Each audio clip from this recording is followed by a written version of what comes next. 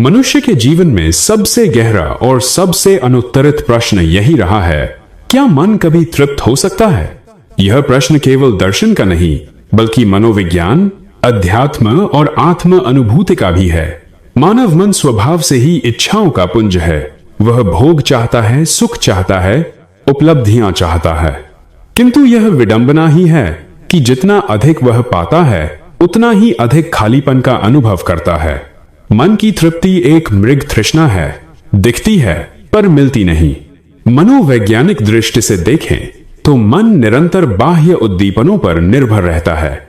Dopamine, संतुष्टि और उत्तेजना का यह चक्र व्यक्ति को क्षणिक आनंद तो देता है, पर स्थायी शांति नहीं। यही कारण है कि आधुनिक मनुष्य सुविधाओं, साधनों और संसाधनों से घिरा होने के बावजूद भीतर से बेचैन, तनावग्रस्त और असंतुलित है।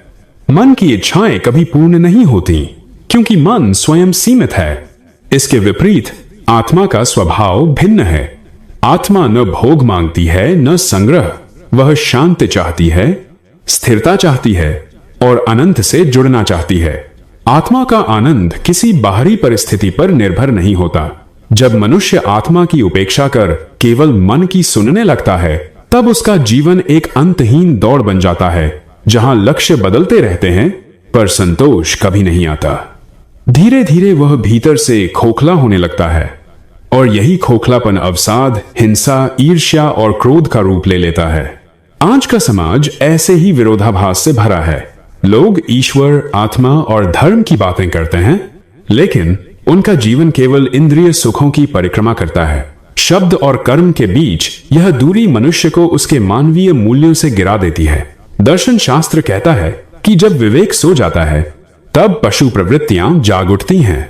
मानव शरीर पाकर भी यदि चेतना का विकास न हो, तो जीवन केवल जैविक अस्तित्व बनकर रह जाता है। मनुष्य का वास्तविक धर्म किसी संप्रदाय में नहीं, बल्कि उस परम सत्ता की खोज में है जो इस पूरे अस्तित्व का आधार है। वेदांत कहता है, आत्मा और परमात्मा मूलतः एक ही हैं। भेद केवल मन के स्तर पर है। जब मन सीमित इच्छाओं में उलझा रहता है, तब आत्मा भी सीमित प्रतीत होती है।